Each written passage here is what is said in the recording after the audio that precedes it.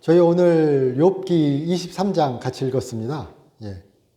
욥이라 그러면요, 성경에서 욥 그러면 가장 유명한 것이 의로운 사람이다. 욥은 의롭고 정직한 사람이다. 하나님조차 감탄할 사람이다. 우리 이렇게 이야기합니다. 욥기 1장에서 욥은 의롭고 정직하다. 하나님이 그래서 하나님께서 여호와께서 하늘 천상회가 있는데 그 천상 가운데 하나님이 자랑하죠. 내가 욥 같은 사람을 보지 못했다. 욥이 그렇게 의롭고 정직하고 진짜 그런 사람이 이 땅에서 욥 같은 사람이 없다. 이렇게 말씀하십니다. 그러니까 그 얘기를 듣고 있던 사탄이 히브리어로는 하사탄이랍니다. 그것은 우리가 말하는 마귀라기보다는 고발자 또는 순찰자 또는 뭐 이렇게 그런 감시자 이런 의미가 더 강합니다. 대언자, 고언자. 그러니까 우리가 이렇게 반대하는 말을 하는 자 혹은 그런 의미가 더 강합니다. 그러니까 사단도 하나님의 천상회의의 일원인 거예요. 우리가 마귀가 하나님과 같이 천상회 하는 건 상상하기 힘들죠. 얼마나 웃겨요. 하나님께서 하늘 회의를 하시는데 물론 이것도 이 그림 언어 같은 겁니다. 상징입니다. 상징. 그림 언어 같은 거지만 하나님께서 하늘 회의 하시는데 사단이 그냥 이렇게 막 꼬리 흔들면서 막 와가지고 불꽃 같은 그 지옥의 불길에 휩싸여서 욥을 보셨나요? 이러고 가는 거 웃기죠? 물론 우리가 신라권이나 그런 이제 소설책이 있습니다. 거기 보면 뭐 천사가 이렇게 하늘에 있던 천사가 하나님께 반역하여서 저 무저갱에 떨어지고 막 이런 얘기 나오죠. 신라권은 소설입니다. 성경이 아닙니다. 자, 그러니까 일단 그 사단을 우리가 그냥 우리가 알고 있는 마귀다 이렇게 너무 일대일 대응은 하는 것은 조심하였으면 좋겠습니다. 이거는 그림 언어고 상징 언어고 거기에 지금 그렇게 하늘의 회의가 있다는 겁니다. 무대를 설정해 주는 겁니다. 그런데 그렇게 하나님께서 그 욥을 참 기뻐하시고 사랑하시는 것처럼 보이는 거죠. 이런 의로운 사람이 없고 이런 정직한 사람이 없다. 온전한 사람이다. 근데 사단이 얘기합니다. 제가 어떻게 보면 거기서 나오는 사단은 하나님께 보고하는 자인 거죠. 돌아다니면서 이런 사람을 봤습니다. 이런 사람을 봤습니다. 그래서 묻습니다. 그거 아니에요. 하나님께서 너무 잘 챙겨주시니까 욥이 그러는 거예요. 우리도 그러죠. 째깍째깍 내가 한 좋은 일에 대하여 우리가 한 일에 대하여 보상이 팍팍팍 들어오면 힘이 나죠. 그렇죠. 언제 억울하죠? 내가 이렇게 열심히 했는데 답이 없는 거예요. 내가 이렇게 착하게 사는데 오히려 고난받는 거예요. 제가 어릴 때 저 위인전 되게 좋아했습니다. 그래서 그 어릴 때 위인전 그렇게 읽으면서는 꿈을 꿨던 것 같습니다. 이렇게 위인처럼 착하고 선하고 이렇게 멋지게 살면 뭔가 이루어질 거야. 점점 꿈이 깨더라고요. 그러면서 알았습니다. 이게 잘하는 거구나. 우리가 그 유명한 워싱턴의 나무 돕기 사건 있죠. 돕기 사건. 정직하게 살아야지. 커서 깨달았습니다. 그런 일이 없었다고. 그런 많은 일처럼 어릴 때는 세상이 흑백인 줄 알았습니다. 그리고 어찌 보면 제가 지금도 세상이 흑백이면 좋겠다 생각하기도 합니다. 그런 세상이 되어야 하지요. 라고 이야기도 하고 그렇게 바라기도 합니다. 즉, 선한 자가 복을 받고 악한 자가 벌을 받는 그런 세상이 오기를, 그런 세상이 만들어지기를, 또 그런 세상을 만들고자 우리는 살아가야 된다, 노력해야 된다, 이렇게 얘기합니다. 그런데 겪는 세상은, 그리고 보는 세상은 총천연색이더라고요. 하얀색도 있고, 노란색도 있고, 빨간색도 있고, 뭐 색연필 32색도 모자른, 그렇죠. 완전 풀 컬러의 색이 어쩔 때는 다 뭉쳐서 회색으로, 어쩔 때는 빛이 뭉쳐서, 빛의 삼색이 뭉쳐서 밝은 색이 나오는 것처럼. 그렇게 종잡을 수 없는 세상이더라고요. 선과 악이 명확히 나눠지지도 않고요. 알 수도 없고, 알 때도 있지만요. 그런데 지금 여기 욥기의 세상은 하나님께서 하늘회에서 그렇게 말씀하시는 세상이요. 예. 그리고 욥의 친구들과 욥들은 선한 자는 복을 받고 악한 자는 징계받는다는 그 법칙이 철저히 지켜지는 세상으로 인식하는 사람들의 이야기인 거예요. 예. 우리가 그걸 보응이라고 합니다. 인과응보 얘기하죠. 보응, 보응신학 이렇게 얘기를 하는데 하나님께서는 법칙을 만드셨어요. 하나님의 법칙은 무엇이냐? 하나님은 선한 자를 상 주시는 분이세요. 주의 말씀을 따르는 자, 주의 길을 걷는 자, 하나님이 반드시 복 주세요. 그렇죠. 아멘 하셔야죠. 예. 에이, 그래? 그러면 또, 저 믿음 없는 사람 이러잖아요, 우리. 예. 하나님은 악인을 반드시 징계하세요. 아멘, 그러죠. 시편 보시면 맨날 다윗이 저 악인을 징계해 주시옵소서 외칩니다. 하나님이 미리 움직여 주시면은 그렇게 기도할 리 없죠. 째깍째깍 응답이 오면은 다윗이 그렇게 처절하게 외치겠어요? 이 시편이 여기 앞에 보면은 이제 욥기 앞에 전도서도 있고 에스더도 있고 잠언, 전도서, 시편 이런 글들이 있습니다. 잠언과 전도서는 우리가 지혜문서라 그러고요. 지혜서라 그러고 욥기도 그렇게 보기도 합니다. 그리고 시편 같은 경우에 하나님께 간구하고 하나님께 탄원하고 하나님께 찬양하는 이런 노래들의 모음입니다. 근데 그 노래들의 모음에는 나를 악에서 구해 주시옵소서, 하나님의 그 악인들이 이렇게 잘 살고 악인들이 그렇게 득세하고 저를 그렇게 괴롭히는 그 상황에서 그들을 징계하여 주시옵시고 어떻게 보면 저를 지켜주시옵소서 이런 얘기들이 많이 나오죠. 그냥 법칙대로 흘러가는 세상이라면 그렇게 할 필요 없죠. 잘 한번 생각해 보시면 그렇죠. 저는 선한 자는 반드시 복 받는 줄 알았습니다. 아니더라고요. 착하게 살면 대체로 잘 되죠. 이게 더 정확하지 않을까요? 대체로 잘 되지 않을 때 더 열받죠. 예. 제가 크니까 그런 얘기를 듣더라고요. 착하게 살면 손해본다. 예. 착하게 살면 대체로 잘 되는 세상이어야 되는데, 이젠 그런 희망조차 없어졌다고 얘기하죠. 예. 제가 자주 하는 얘기 중에 그런 얘기 있습니다. 저 어릴 때는 착하게 살아라고 교육받았습니다. 분명히 기억합니다. 지금도 그렇게 교육하죠. 근데 우리가 또 다시 얘기하는 게, 성공해야지. 선하게 사는 것보다 성공하는 것이 더 중요시 아니면 비슷하게 강조되죠. 이 생각도 좀 참 재밌는 생각이지만, 저도 그렇거든요. 제 나름의, 제가 목사인데도 착하면 손해봐. 손해를 많이 봐. 그럼 하나님이 챙겨주시겠지. 이런 생각까지 있는 거예요. 내가 여기서는 손해봐도 하나님은 나를 아시니까, 내가 이렇게 손해본 거 아시니까 하나님이 복 주시겠지. 사단이 좋아할 생각이죠. 우리가 참 벗어나기 힘들지만 그 함정을 한 번쯤은 우리가 생각해 볼 수 있을 것입니다. 갑자기 심각해지죠. 자, 욥이 그러니까 하나님께서 그렇게 감탄할 정도의 욥입니다. 그렇게 의롭고 정직한 사람이 없다 하십니다. 근데 사단은 얘기합니다. 하나님이 잘 챙겨주시니까 그런 거다. 그럼 네가 그러면은 어떻게 하면 그게 증명될 수 있을까? 이런 얘기도 진짜 하늘에서 그런 얘기 있을까요? 그러면 지금 내가 고난받아요. 그럼 우리가 한번 발칙한 상상을 해보는 거죠.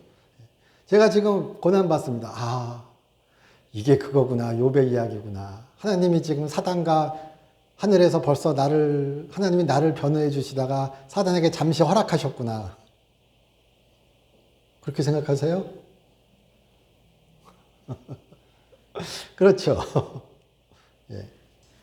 그림 언어입니다. 상징입니다. 자, 그런데 그렇게 하나님께서 허락하시고 욥의 재산이 그냥 사라져 버립니다.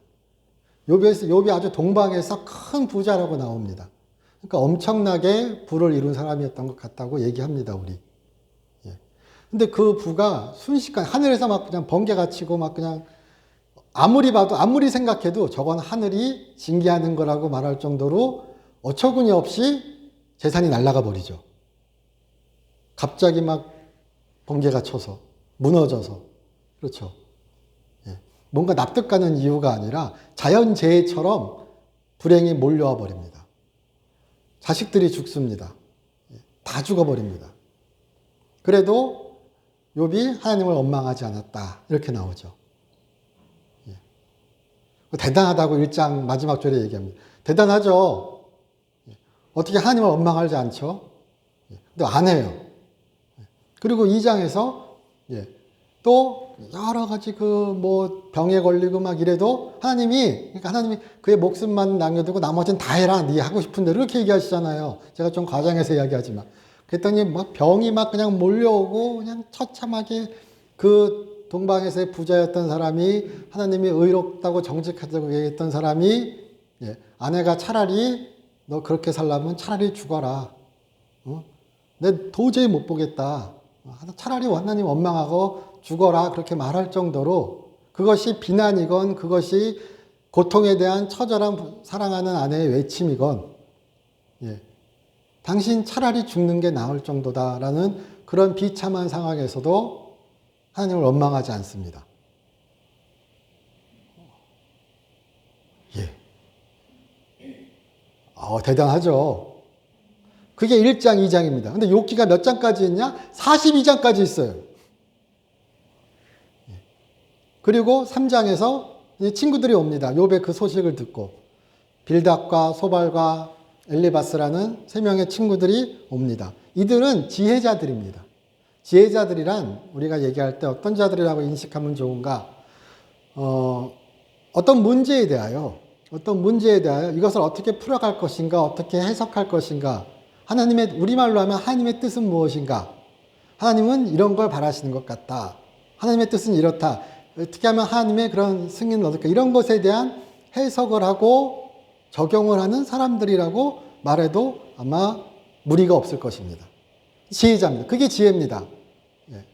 어떻게 성공할 것인가? 어떻게 실패를 최소화할 것인가? 어떻게 이 위기를 벗어날 것인가? 거기에 대한 해결책을, 솔루션을 주는 게 지혜죠. 지혜자죠. 예. 우리 요즘은 전문가라고 얘기하는. 예.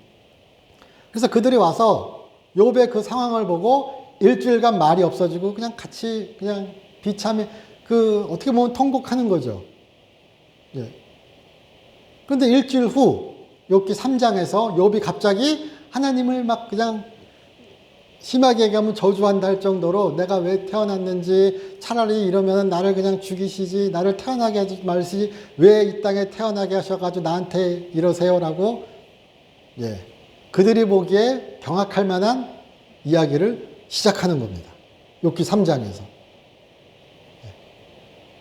왜냐하면 욥도 하나님은 선하신 자를 복주고 선한 자를 복주고 악한 자를 벌 주신다는 하나님을 알고 있어요. 그리고 그가 그렇게 선하게 살 때 하나님이 복을 주셨어요. 그렇게 알고 있고 그렇게 체험했고 그렇게 살아왔는데 어느 순간 뒤집어 버린 거예요, 세상이.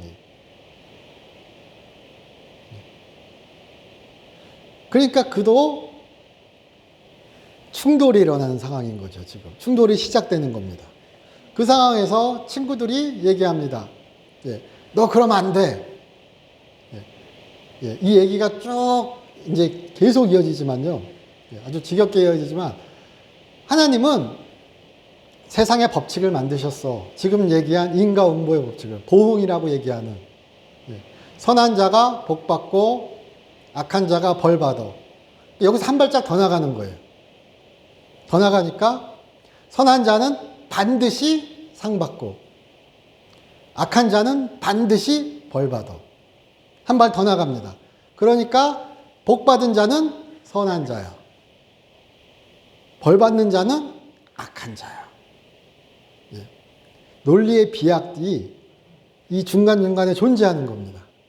왜냐하면 그게 법칙이니까. 아니죠. 우린 알죠.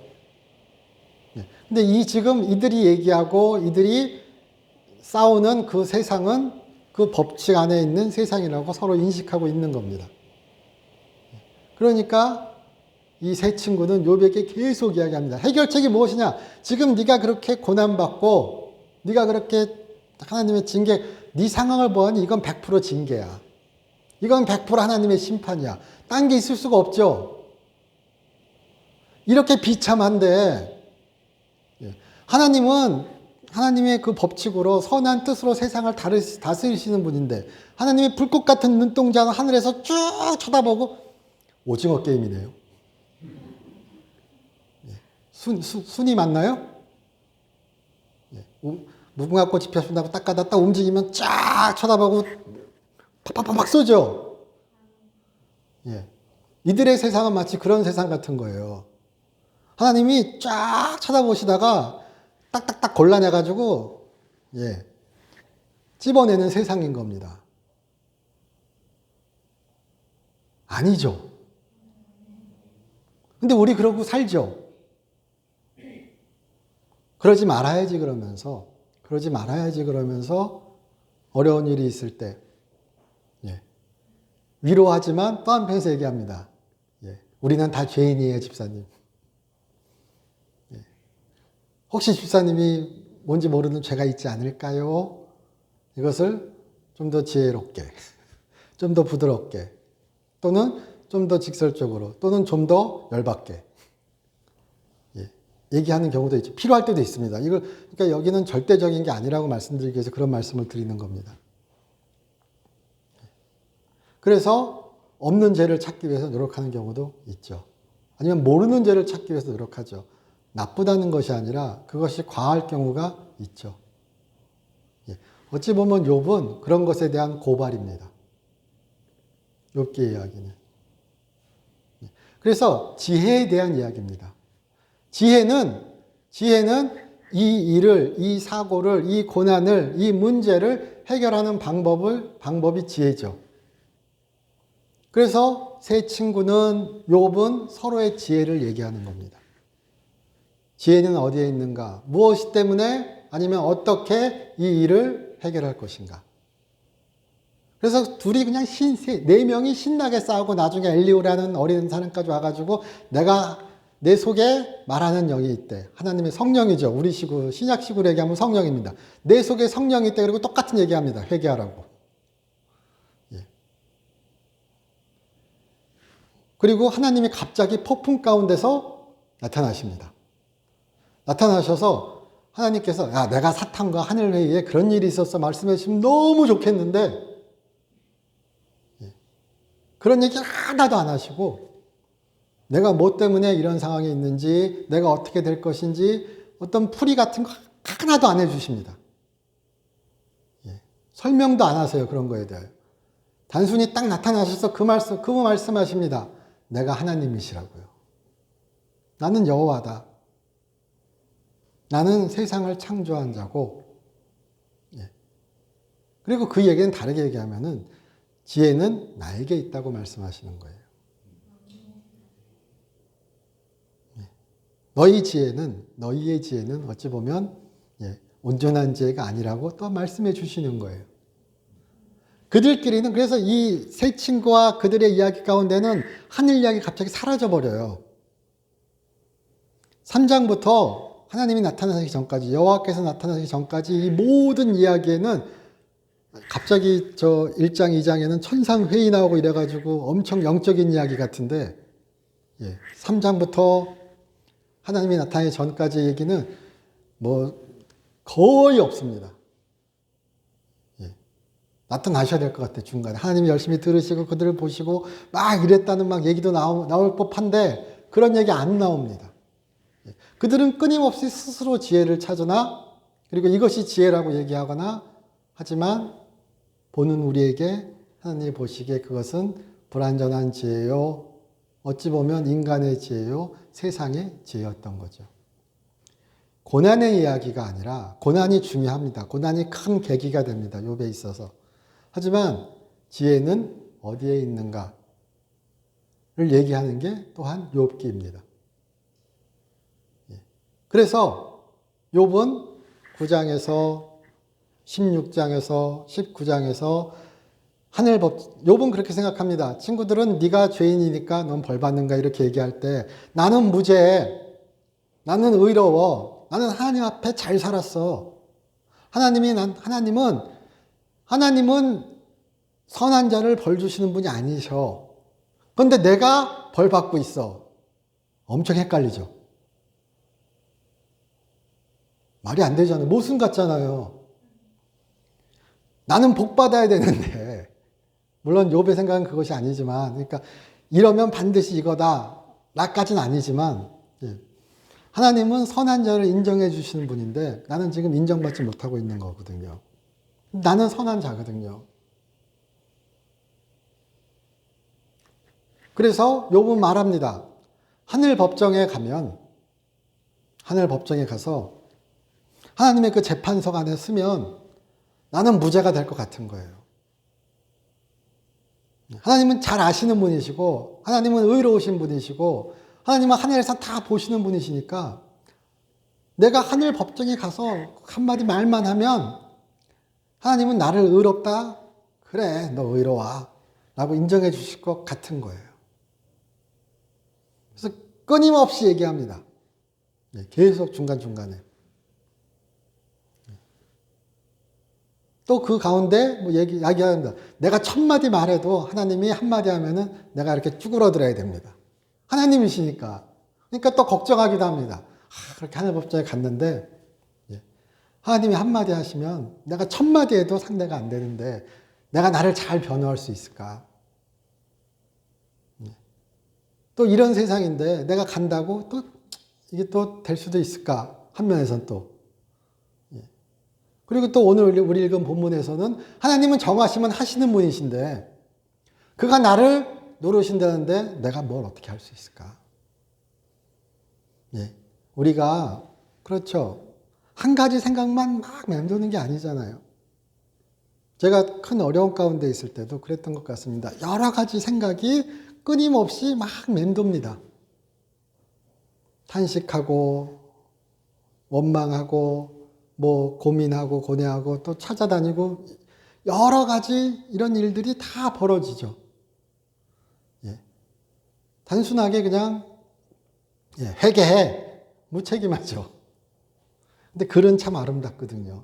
우리가 욥기를 읽으시면서 우리 마음에 드는 얘기들은 다 친구들이 하는 얘기입니다. 목사님, 내가 욥기 읽고 은혜 받았어요 하는 구절들 다 이렇게 보시면요. 100%, 99.99% 다 친구들의 속 터지게 하는 이야기입니다.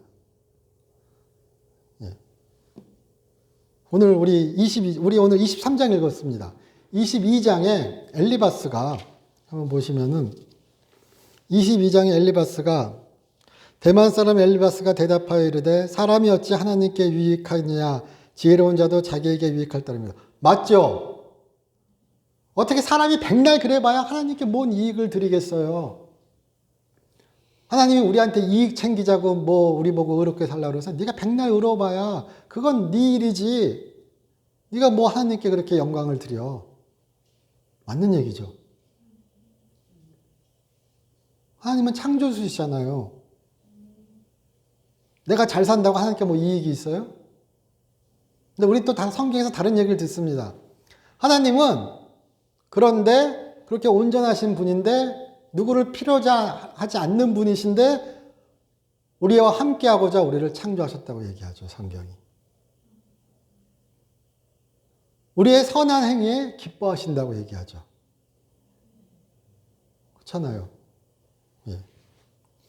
내가 의로운들 전능자에게 무슨 기쁨이 있겠느냐? 내 행위가 온전한들 그에게 무슨 이익이 되겠느냐? 하나님이 너를 책망하시며 너를 신문하심이 너의 경건함 때문이냐? 내 악이 크지 아니하냐? 내 죄악이 끝이 없느니라. 까닭 없이 형제를 볼모로 쭉 남. 네가 막 가난한 자를 막 그렇게 억압했고 착취했고 뭔가 그렇게 했으니까 네가 죄악이 크니까 하나님이 지금 너를 그렇게 크게 벌하시는 게 아니냐고. 그런데 욥은 이 욥기 전체에서 나오는 거는 그렇게 안 살았습니다. 그리고 앞에서 얘기하듯이 티끌만큼 보상을 위해서 일하지도 않습니다. 그렇게 살지도 않았습니다. 그런데 일이 그러니까 그렇게 얘기합니다. 뭔가 있겠지. 하나님은 불꽃 같은 눈동자로 모든 세상의 죄악을 보시는 분이신데, 그리고 징계하시는 분이신데, 지금 네 심판의 때가 이르렀는데 너는 왜 회개하지 못하냐? 그래서 22장 21절 보시면 너는 하나님과 화목하고 평안하라 그리하면 복이 내게 임하라. 저보고 설교하라 그러면 이 구절 고릅니다. 얼마나 아름다운 구절입니까? 너는 하나님과 화목하고 평안하라 그리하면 복이 내게 임하리라. 아름다운 말이죠. 성경의 진리죠. 그런데 욥에게는 하등에 쓸모없는 얘기죠. 이게 문제인 거예요. 아무리 아름다운 말도, 아무리 맞는 말인 것 같은 말도 그 상황에 맞지 않으면 허탄한 이야기가 돼버리죠. 너무 당연한 얘기 같지만요. 청하건대 너는 하나님의 입에서 교훈을 받고 하나님의 말씀을 내면 다 하고 있다고요. 이미 욥이. 그렇게 살고 하나님이 칭찬하실 정도잖아요. 근데 그들은 몰라요. 욥도 몰라요. 친구들도 모르고 욥도 모르고 세상 사람 누구도 몰라요. 오직 하나님만 아세요. 그 아이러니가 있는 겁니다. 그러니까 계속 이런 얘기를 하는 거죠. 그래서 23장에 우리 오늘 본문 욥이 대답하여 이르되 오늘도 내게 반항하는 마음과 근심이 있나니 내가 받은 장이 탄식보다 무거움이라. 우리 성경 번역은요. 우리 개역개정 번역 한글 번역의 특징은 무엇이냐? 점잖게 번역합니다.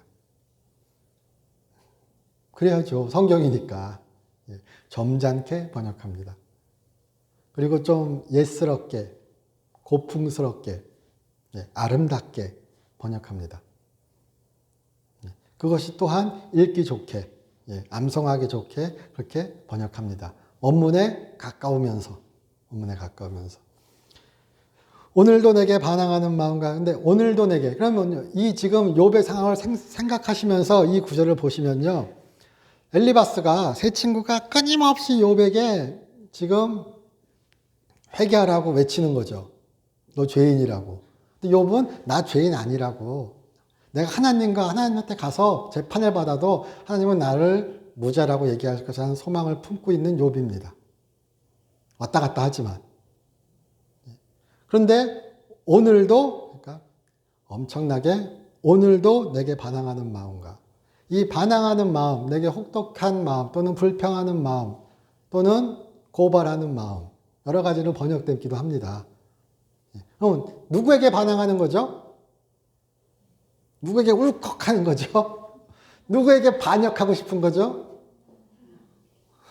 하나님에게. 제가 좋은 표현으로 주님 저한테 왜 이러세요? 글쎄요.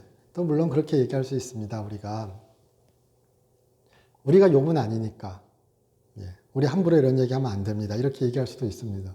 하지만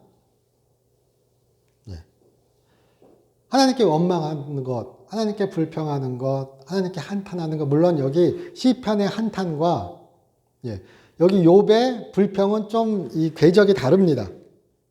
시편에도 애가가 있습니다. 애가가. 그리고 한탄이 있습니다. 하지만 그것은 예배의 문맥에서, 예배 가운데, 기도 가운데 하나님께 탄원하는 겁니다. 그리고 그 얘기는 그 이면에는 무엇이 있는가? 예배 가운데 하나님께 탄원할 때, 예배 가운데 하나님께 기도할 때, 하나님께 불평할 때, 하나님께 탄식할 때 그가 들어주실 것이라는 소망이 확신이 있기에 하나님께 탄식하는 겁니다. 하나님 앞에서 우는 겁니다.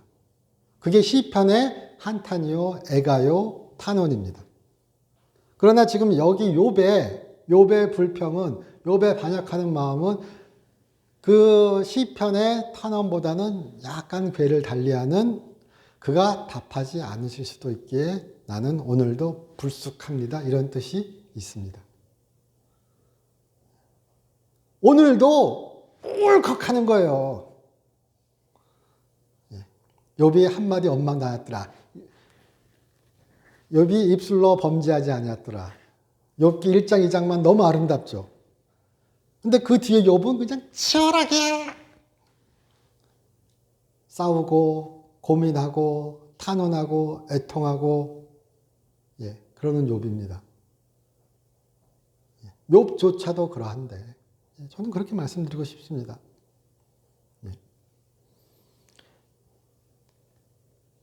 내게 반항하는 마음과 근심이 있나니, 왜냐고요? 내가 받는 재앙이 탄식보다 무거움이라.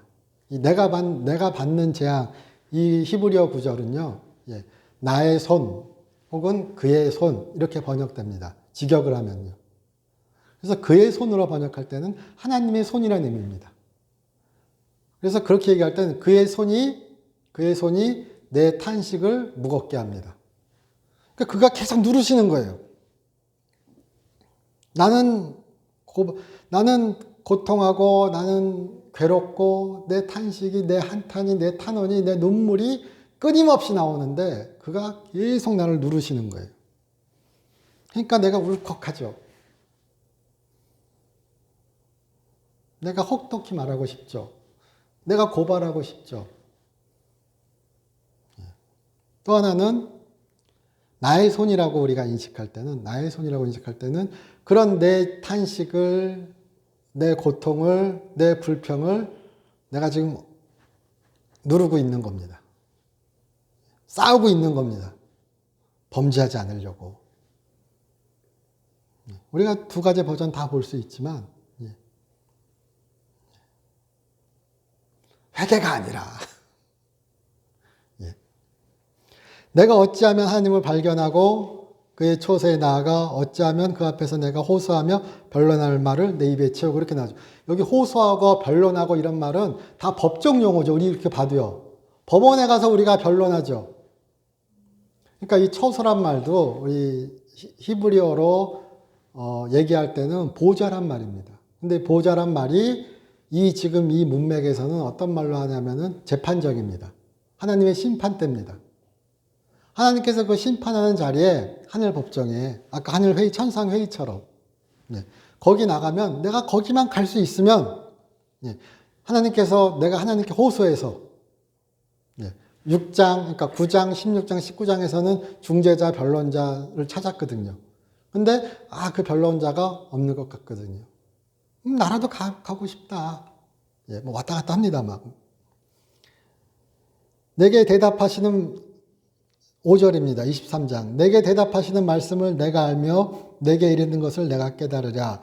그가 큰 권능을 가지시고 나와 더불어 다투시겠느냐? 아니로다. 도리어 내 말을 들으시리로다. 하나님이 나와 다투시겠어? 아니야. 들으시겠지.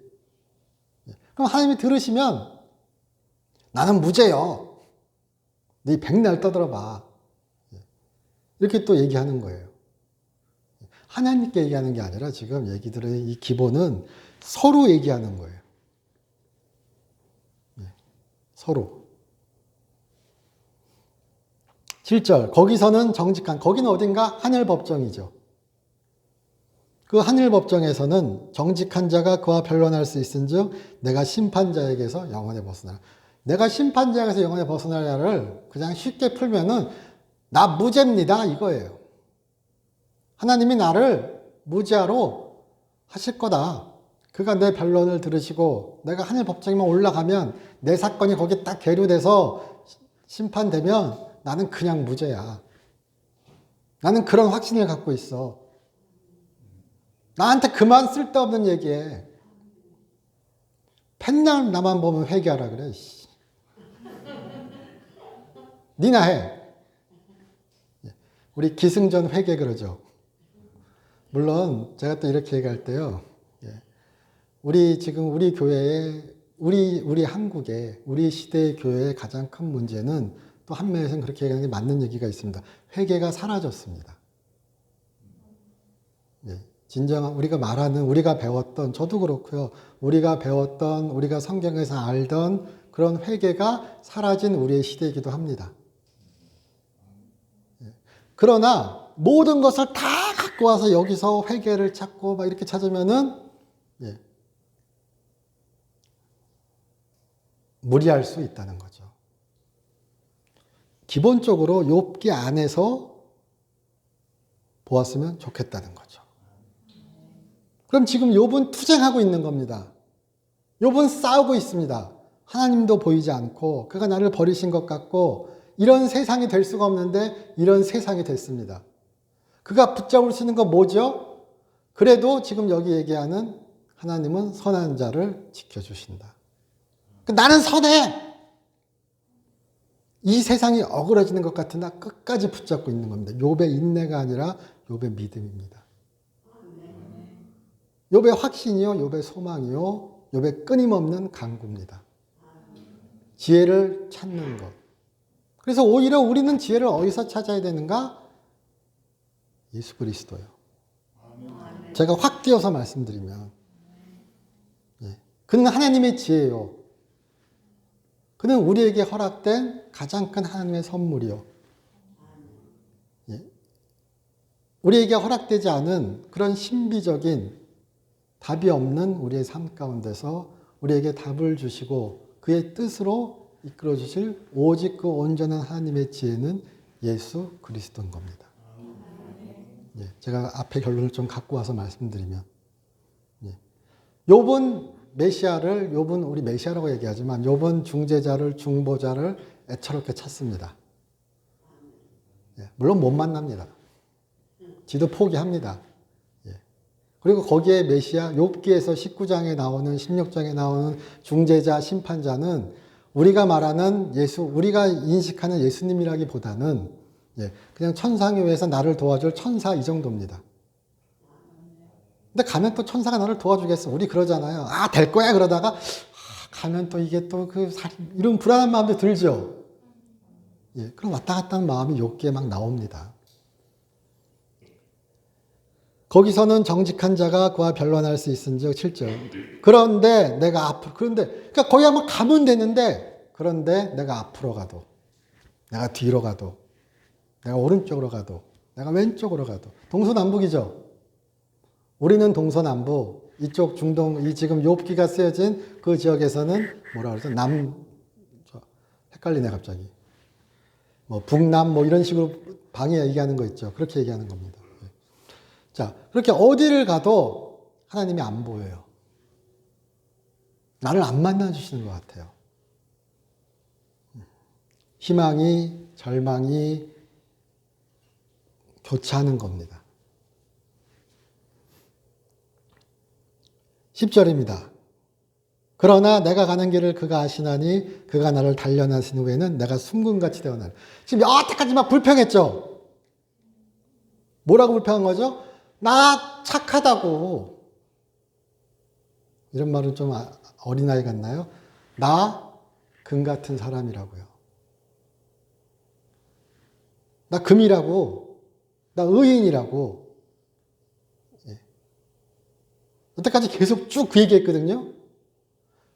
그런데 갑자기 우리 지금 성경에 우리 개역개정의 얘기처럼 그가 나를 시험하시면 내가 금같이 나오리라 이렇게 얘기할까요?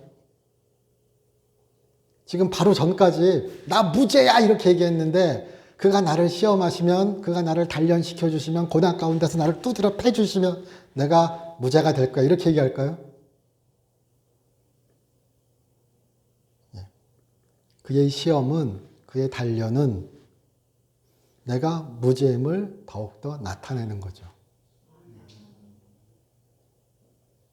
시험을 통해서 고난을 통해서 단련을 통해서 내가 이 순금으로 불순물 뽑아내고 순금으로 재련되는 게 아니라 지금 욥의 이야기는 나는 금이라는 이야기예요.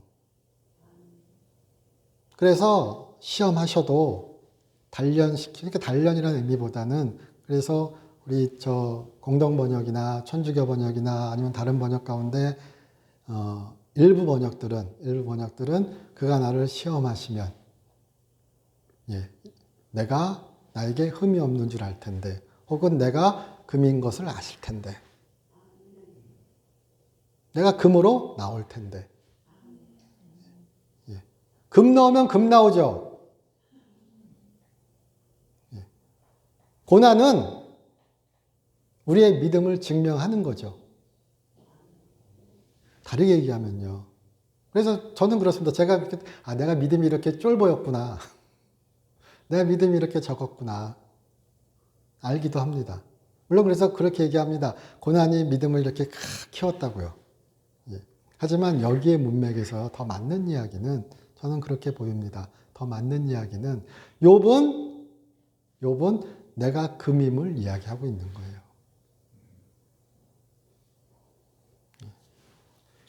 물론 이 구절 갖고 은혜 받고 고침 받고 구원받은 분 숱하게 많습니다. 고난 가운데 있는 분에게 우리 교회에서 맨날 얘기하는 구절이 이 구절입니다. 집사님, 욥기 23장 10절 보세요. 예. 지금 주님이 집사님을 단련하고 있으신 거예요. 이 단련을 쭉 맞추시면 집사님은 금처럼 나오실 거예요. 금이래니까. 예. 그렇죠. 아프니까 청취다. 제가 제일 싫어한다고 말씀드렸죠. 아프면 어디 가시라고요? 병원 가시라고요. 젊은 고생은 사서 한다고요? 예. 예, 물론 일면 맞죠. 일면 맞죠. 그러나 그건 나를 키우는 고난일 따름이죠. 나를 죽이는 고난도 많이 존재합니다. 우리 일률적으로 말할 수 없죠. 지금 이 세상은 하나의 법칙에 우겨 넣어진 세상인 거예요. 그러니까 모든 이것이 지혜다 그러지만 우리가 보기에 지혜가 아니죠. 폭력이요, 억압이요.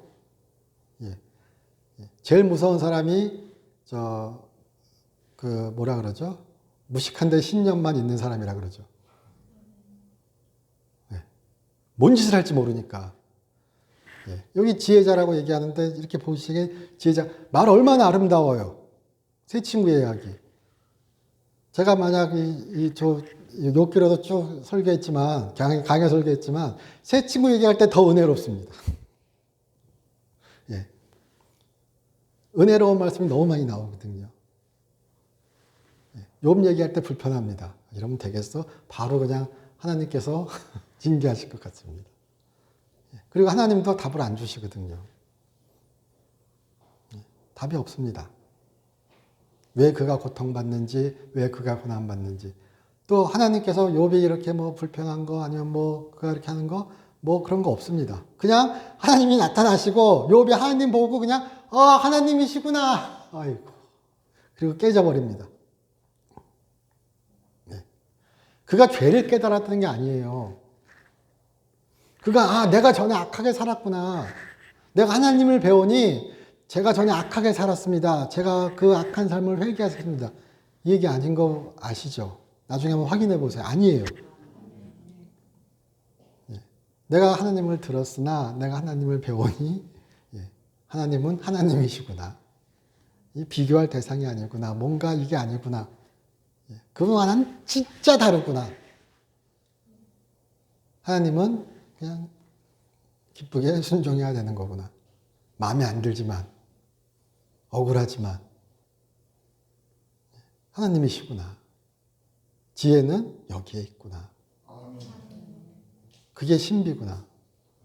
이 웃깁니다. 우리 답 없는 인생에 답을 찾아가는 사람들이죠. 그래서 산수 잘하는 거 소용없습니다. 수학 잘하셔야죠. 산수는 계산이죠.